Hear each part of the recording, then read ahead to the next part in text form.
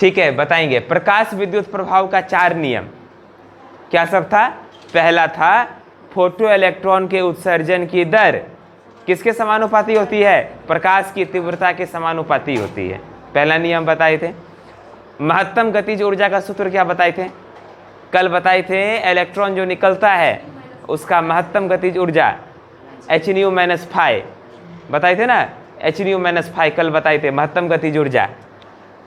Photo electron की महत्तम गतिज ऊर्जा क्या था? h-5।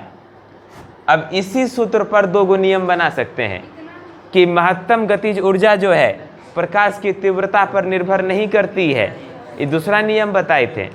और तीसरा नियम बताए थे कि महत्तम गतिज ऊर्जा जो है ये आवृत्ति के समानुपाती होती है, ये तीसरा नियम बताए थे।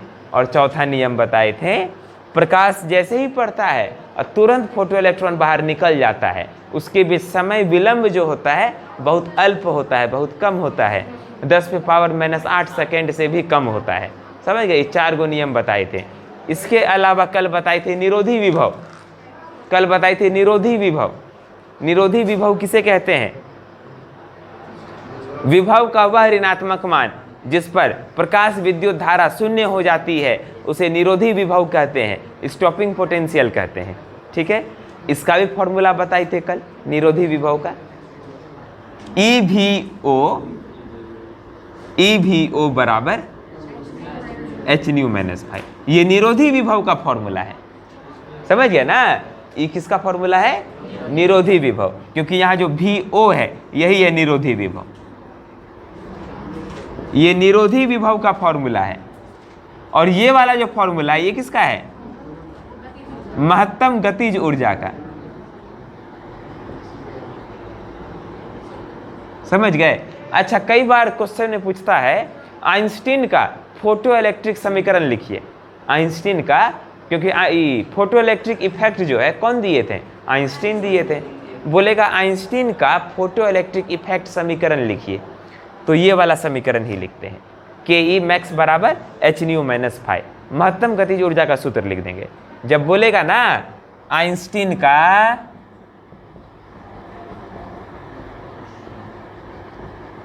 प्रकाश विद्युत प्रभाव समीकरण, आइंस्टीन का प्रकाश विद्युत प्रभाव समीकरण कहेगा लिखने के लिए, तो कौन समीकरण लिखेंगे? KE मैक्स बराबर h-5।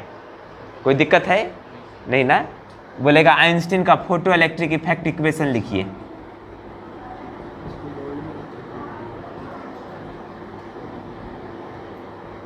यही वाला इक्वेशन लिख देना है, कोई दिक्कत नहीं।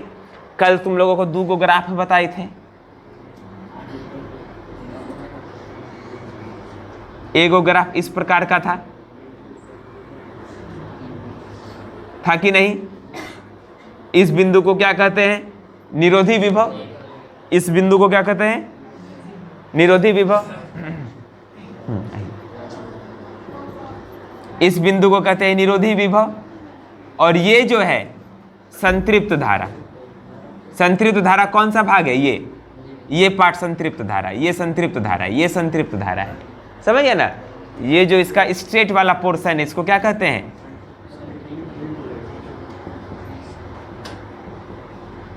संतृप्त धारा कहते हैं। समझ गए? ये संतृप्त धारा है, ये निरोधी विभव है, कोई दिक्कत नहीं।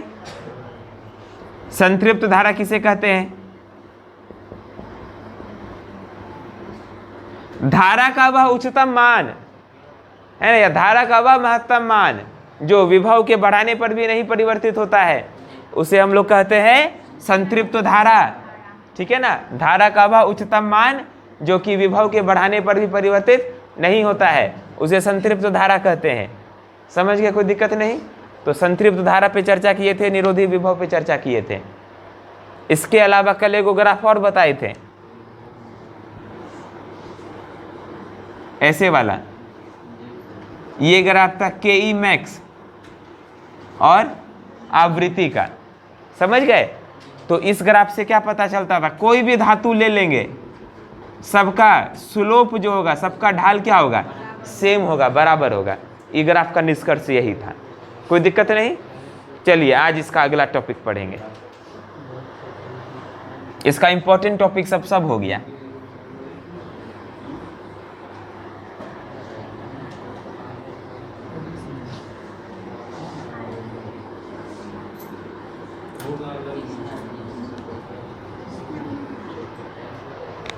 तो जिसका छूटा होगा बाबू वो हमको अपना नंबर दे देना, और सबको हम YouTube वाला वीडियो भेज देंगे। ये देखो वीडियो बनाते हैं ना, तो YouTube का वीडियो देख लेना, समझ में आ जाएगा। फिर भी दिक्कत होगा तो अलग से समझा देंगे, कोई दिक्कत नहीं है।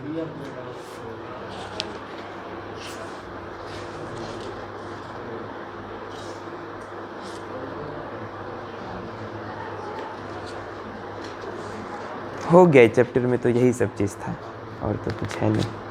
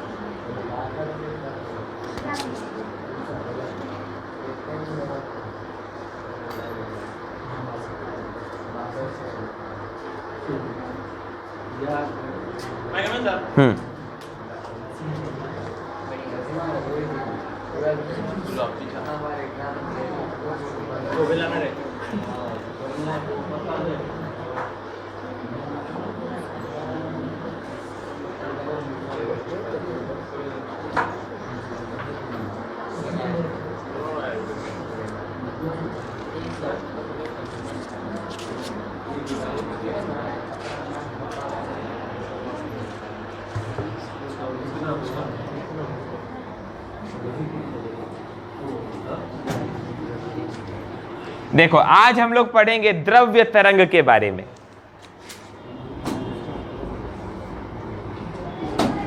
द्रव्य तरंग, अंग्रेजी में इसको कहते हैं मैटर वेव।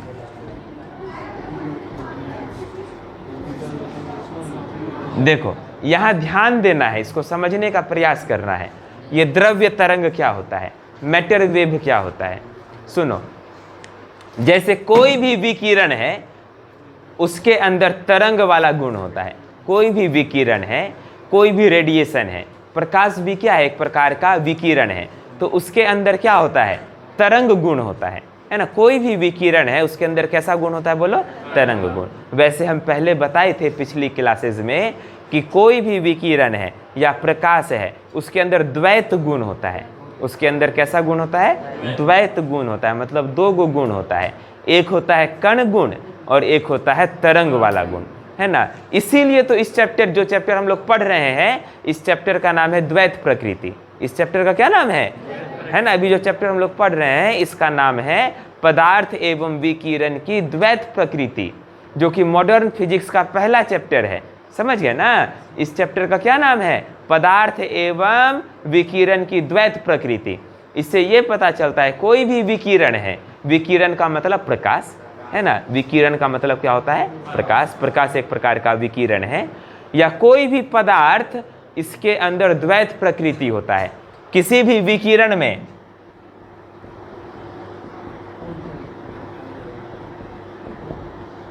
अभी चैप्टर का नाम ही नहीं पता होगा बहुत लोग को, पदार्थ एवं विकिरण की द्वैत प्रकृति। कोई पूछेगा कि कौन चैप्टर पढ़ा रहे हैं पहलवान, कौन चैप्टर पढ़ा रहे हैं, तो बोलेगा पते नहीं, बोले कुछ तो फोटोन के बारे में पढ़ाते हैं, चैप्टर का नाम ही नहीं पता है। क्या समझे, चैप्टर का नाम है पदार्थ एवं विकिरण या विकिरण एवं पदार्थ की द्वैत प्रकृति। ये चैप्टर पढ़ रहे हैं, ये पहला चैप्टर है फिजिक्स के कौन भाग का, मॉडर्न फिजिक्स का, है ना, आधुनिक भौतिकी का ये पहला चैप्टर है, विकिरण एवं पदार्थ की द्वैत प्रकृति, dual nature of matter and radiation. अब देखो ये द्वैत का मतलब क्या होता है, दो, और प्रकृति मतलब पता ही है। तो ये चैप्टर ये हम लोगों को सिखाता है कि कोई भी विकिरण है या फिर कोई भी पदार्थ है, इसके अंदर द्वैत प्रकृति होता है, इसके अंदर दो गुण होता है। कैसा, कितना गुण होता है, दो गुण होता है। कौन कौन सा, वो दो गुण क्या है, ये दो गुण क्या है, पहला गुण होता है कण, कोई भी विकिरण हो, ये कण जैसा इसके अंदर स्वभाव होता है ना। कोई भी विकिरण है बाबू, प्रकाश, उसके अंदर भी कण वाला गुण है, पार्टिकल वाला गुण है। और दूसरा गुण होता है तरंग। दूसरा गुण क्या होता है? तरंग, मतलब वेव। तो कोई भी चीज होगा, दुनिया का हर चीज के लिए कह रहा है, क्योंकि देखो यहाँ पदार्थ कह दिए, पदार्थ में दुनिया का हर चीज आ जाता है, धूल मिट्टी ये सब पदार्थ में आ जाएगा, समझ गया। इलेक्ट्रॉन प्रोटॉन ये सब पदार्थ में आ जाएगा, है ना, समझ गया कि नहीं। तो पदार्थ में सब चीज आ गया, दुनिया में जो भी चीज हम लोग आसपास देख रहे हैं सब पदार्थ में आ जाएगा। और विकिरण का मतलब प्रकाश, विकिरण का मतलब क्या है? प्रकाश। अच्छा, विकिरण में खाली प्रकाश नहीं होता है, इसमें वो सब आ जाता है, पराबैंगनी किरण, अल्ट्रावायलेट रे, इंफ्रारेड रे, ये सब कुछ आ जाता है विकिरण में, समझ गया, जिसका एक छोटा सा भाग है प्रकाश। तो कोई भी विकिरण हो या कोई भी पदार्थ हो, इसके अंदर दो गुण होता है। पहला गुण क्या है? कण वाला गुण होता है, और दूसरा गुण क्या है? तरंग वाला गुण होता है। तो ये किसी भी पदार्थ एवं विकिरण में ये दो गुण होता है। हम लोग प्रकाश का जो तरंग वाला गुण है, इसका अलग ही चैप्टर पढ़े थे, वेव ऑप्टिक्स, तरंग प्रकाशिकी पढ़े ना। वेव ऑप्टिक्स में पूरा पढ़े थे हम लोग कि प्रकाश का तरंग वाला गुण कैसे कैसे होता है। उसमें हाइगेंस का सिद्धांत पढ़े, यंग का प्रयोग पढ़े थे कि नहीं पढ़े थे, व्यतिकरण पढ़े, और क्या पढ़े थे? ध्रुवन पढ़े थे, विवर्तन पढ़े थे, ये सब पढ़े थे। ये सब क्या बताता है? कि प्रकाश एक तरंग है। ये सब क्या बताता है? प्रकाश एक तरंग है। तो प्रकाश का तरंग सिद्धांत हम लोग पढ़ चुके हैं, प्रकाश का तरंग सिद्धांत। प्रकाश का कणिका सिद्धांत, या कण होता है प्रकाश, ये भी हम लोग पढ़े थे जब हम लोग लेंस दर्पण सब पढ़ते हैं ना। तो लेंस और दर्पण सब ये बताता है कि प्रकाश एक कण है, प्रकाश सीधी रेखा में गमन करती है ना, प्रकाश सीधी रेखा में गमन करती है। तो ये बात हम लोगों को बताता है कि प्रकाश एक कण है। जिस प्रकार से प्रकाश के अंदर ये दो गुण होता है, कण और तरंग, उसी प्रकार से जो भी द्रव्य है या जो भी पदार्थ है उसके अंदर भी ये दोनों गुण होता है, समझ गए। ये वाली बात सबसे पहले कौन कहे थे? De Broglie. ये बात सबसे पहले कौन कहे थे? De Broglie. ये एक वैज्ञानिक थे रे, डी ब्रोगली। ये मत समझना ABCDEFG, वो वाला डी नहीं है, इसका नाम था डी ब्रोगली। इस वैज्ञानिक का क्या नाम था? De Broglie. तो डी ब्रोगली कहे थे कि जिस प्रकार से प्रकाश के अंदर तरंग का गुण होता है, उसी प्रकार से कोई भी द्रव्य है या कोई भी पदार्थ है, इसके अंदर भी क्या रहता है? तरंग वाला गुण होता है।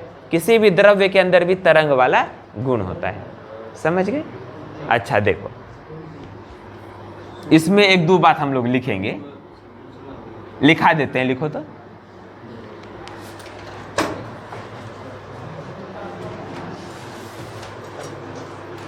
लिखना द्रव्य तरंग, मैटर वेव और डी ब्रोगली, और उसके नीचे लिखो, हम लिखा रहे हैं।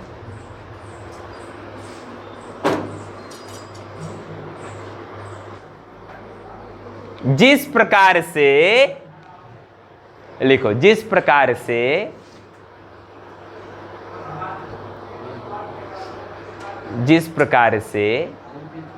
प्रकाश के अंदर, जिस प्रकार से प्रकाश के अंदर द्वैत प्रकृति होती है, जिस प्रकार से प्रकाश के अंदर द्वैत प्रकृति होती है,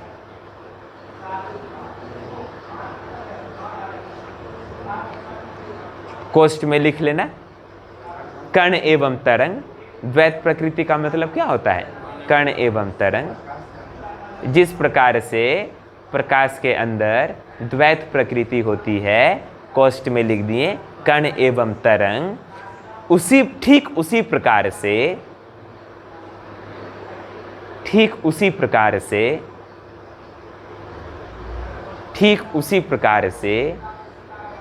किसी भी पदार्थ, ठीक उसी प्रकार से किसी भी पदार्थ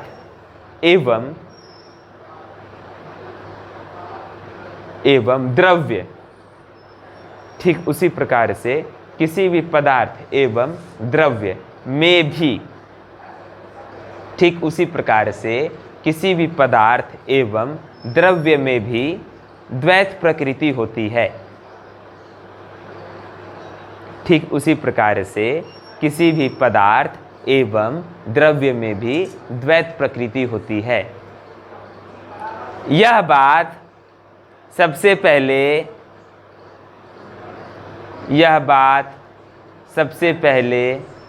डी ब्रोगली नामक वैज्ञानिक ने कही थी। यह बात सबसे पहले डी ब्रोगली नामक वैज्ञानिक ने कही थी। यह बात सबसे पहले कौन कहे थे बोलो? De Broglie. ठीक है, डी ब्रोगली नामक वैज्ञानिक ने कही थी।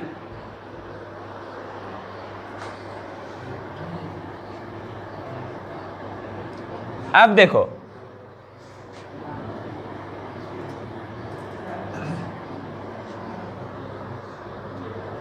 कोई भी तरंग होता है बाबू तो उसका तरंग दैर्ध्य होता है। कोई भी तरंग होता है उसका क्या होता है? तरंग दैर्ध्य, जिसको हम लोग लैम्डा से दिखाते हैं। अब देखो,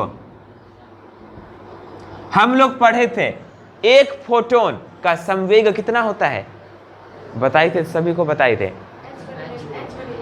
P बराबर h बटे लैम्डा। एक फोटोन का क्या संवेग होता है?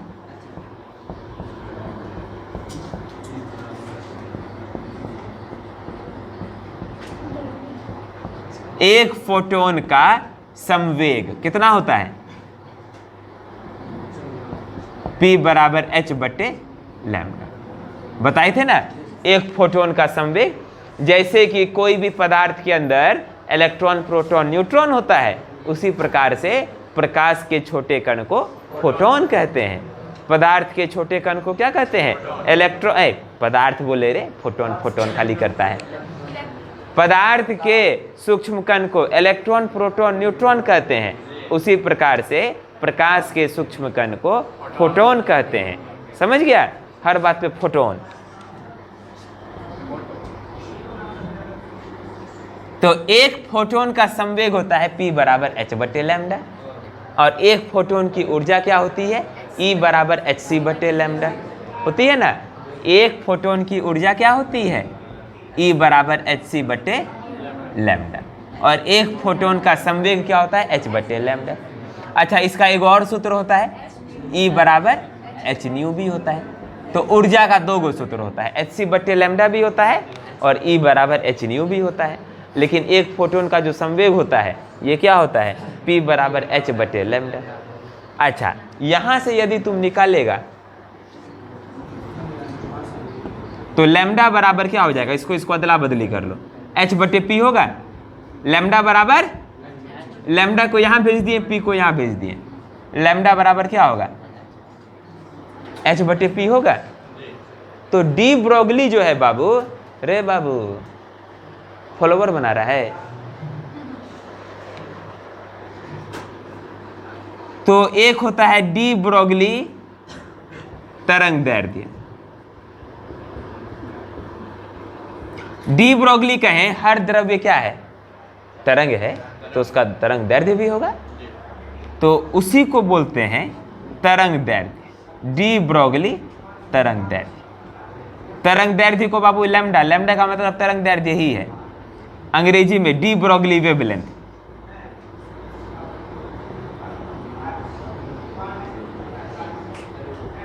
तो बोलेगा डी ब्रोगली वेवलेंथ लिखिए, तो यही लिखेंगे लैम्डा बराबर h बटे P। यही लैम्डा बराबर h बटे P, यही क्या है? डी ब्रोगली वेवलेंथ है। यही क्या है? De Broglie wavelength, de Broglie तरंग दैर्ध्य है। अच्छा, बताओ, तुम लोग पढ़ा होगा 9वीं क्लास में, संवेग बराबर क्या होता है? संवेग बराबर क्या होता है जी? P बराबर m गुना v। संवेग बराबर द्रव्यमान गुने वेग, P बराबर mv होता है ना। यहां पे डाल देंगे तो लैम्डा बराबर h बटे P के जगह लिख दिए mv, तो लैम्डा बराबर h बटे mv। यही है डी ब्रोगली तरंग दैर्ध्य, लैम्डा बराबर h बटे mv या लैम्डा बराबर h बटे P।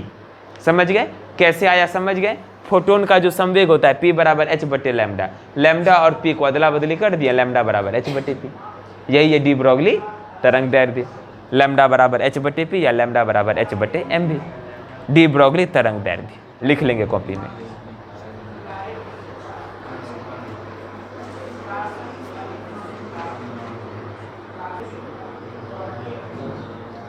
तो हम लोग समझ गए बाबू, लैम्डा डी ब्रोगली तरंग दैर्ध्य क्या होता है? h बटे mv या h बटे p, ऐसा होता है। अब देखो इलेक्ट्रॉन का नाम सुना है तुम लोग? कहां पे मिलता है? कहां पर मिलता है? अच्छा, पदार्थ के नाभिक में, हमको लगा राम बिशनपुर में। इलेक्ट्रॉन, इसका डी ब्रोगली तरंग दैर्ध्य क्या होगा? इसका एक फॉर्मूला होता है, इलेक्ट्रॉन का डी ब्रोगली तरंग दैर्ध्य। अच्छा, पदार्थ के नाभिक में नहीं मिलता है बाबू, नाभिक के बाहर चक्कर लगाता है कि नहीं? इलेक्ट्रॉन तो नाभिक के बाहर ना चक्कर लगाता है, तो नाभिक के अंदर तो प्रोटॉन और न्यूट्रॉन रहता है। क्या? डी इलेक्ट्रॉन का डी ब्रोगली तरंग दैर्ध्य, इलेक्ट्रॉन का डी ब्रोगली तरंग दैर्ध्य, देखो इसका फॉर्मूला होता है लैम्डा बराबर 1.227 बट्टे में रूट में भी इतना नैनोमीटर, ये होता है फॉर्मूला। कई बार ऑब्जेक्टिव में पूछ देता है इलेक्ट्रॉन का डी ब्रोगली तरंग दैर्ध्य, तो उसका इलेक्ट्रॉन के लिए, ये खास करके किसके लिए है? ये सब के लिए है, ये खाली इलेक्ट्रॉन के लिए है, समझ गया? लैम्डा बराबर 1.227 बट्टे में रूट भी नैनोमीटर, ये फॉर्मूला लैम्डा बराबर h बट्टे mv या h बट्टे p, ये सब के लिए है। लेकिन ये वाला फॉर्मूला किसके लिए है? इलेक्ट्रॉन के लिए है। कोई दिक्कत नहीं? यहां nm का मतलब है नैनोमीटर,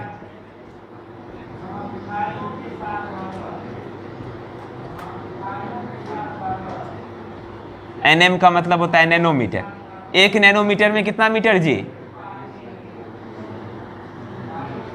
एक नैनोमीटर में कितना मीटर? 10 पे पावर -9। एक नैनोमीटर में 10 पे पावर -9 मीटर, समझ गया? तो इलेक्ट्रॉन का डी ब्रोगली तरंग दैर्ध्य कितना होता है? लैम्डा बराबर 1.227 बट्टे में रूट भी, बोलो मुंह से बोलो जी, लैम्डा बराबर 1.227 बट्टे में रूट भी। ये क्या है? इलेक्ट्रॉन का डी ब्रोगली तरंग दैर्ध्य है। ये किसके लिए है? किसके लिए है बोलो? केवल इलेक्ट्रॉन के लिए।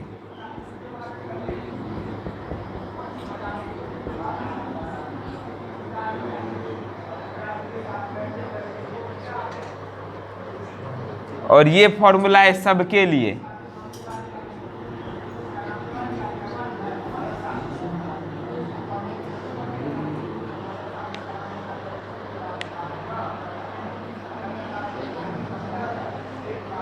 लिखते रहो बाबू जल्दी से। ये चैप्टर हो गया है खत्म। कुछ तुम लोगों को क्वेश्चन आंसर देंगे घर से बना के लाने के लिए।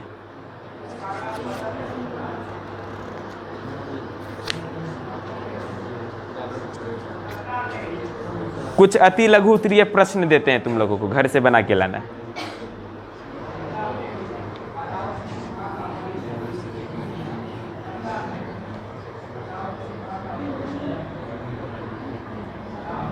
मिटा दें? लिख लो जल्दी से।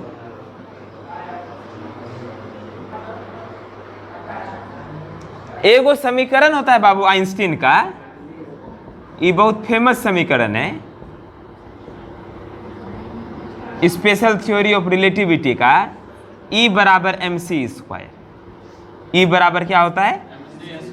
E जो है ना बहुत इंपॉर्टेंट फॉर्मूला है। E फॉर्मूला का उपयोग करके परमाणु बम सब बनाया जाता है, एटम बम सब। E बराबर mc²। ये बताता है पदार्थ एवं ऊर्जा के बीच संबंध। ये फॉर्मूला क्या बताता है? M का मतलब हो गया मास, मतलब पदार्थ, एवं ऊर्जा के बीच संबंध। E बराबर mc², क्या बताता है? पदार्थ एवं ऊर्जा के बीच संबंध। यहाँ E का मतलब ऊर्जा है, M का मतलब मास, मास मतलब द्रव्यमान, और C मतलब प्रकाश का, निर्वात में प्रकाश की चाल। निर्वात में प्रकाश की चाल क्या होती है? 3 × 10⁸ मीटर प्रति सेकेंड। तो C का मान वही है। फिजिक्स में कहीं पे भी C आ जाए, समझ जाना 3 × 10⁸ मीटर प्रति सेकेंड है। समझ गया? फिजिक्स में कहीं पे भी C आ जाए 3 × 10⁸ मीटर प्रति सेकेंड। E क्या है? E का मतलब ऊर्जा, E का मतलब ऊर्जा, M का मतलब मास, द्रव्यमान।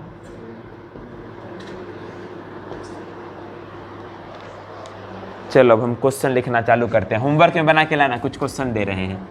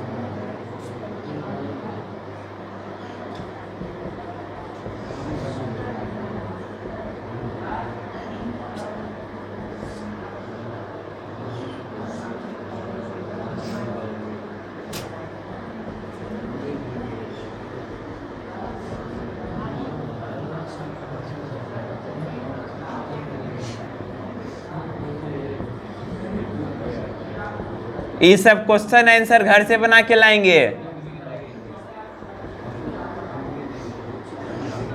कब बना के लाएंगे? दुर्गा पूजा के बाद। क्या बोला रे छटकू? दुर्गा पूजा के बाद।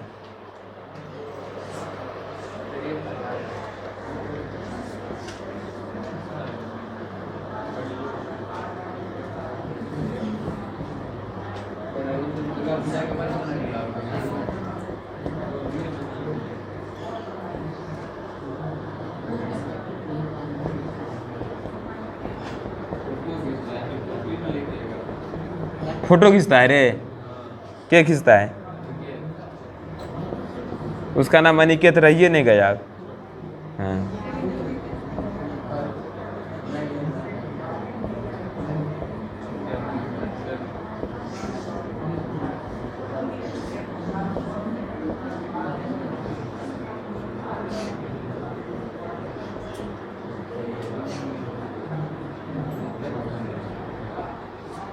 इस बार पूरा पीडीएफ बना के नहीं भेजना, तुम्हारा काम आसान कर दिए, क्योंकि इसमें सारा इंपॉर्टेंट नहीं है, जो जो इंपॉर्टेंट है वही सब दे रहे हैं। ऑब्जेक्टिव का फोटो भेज देना। यदि फोटो इलेक्ट्रॉनों की महत्तम गतिज ऊर्जा 3 इलेक्ट्रॉन वोल्ट हो तो उसका निरोधी विभव क्या है?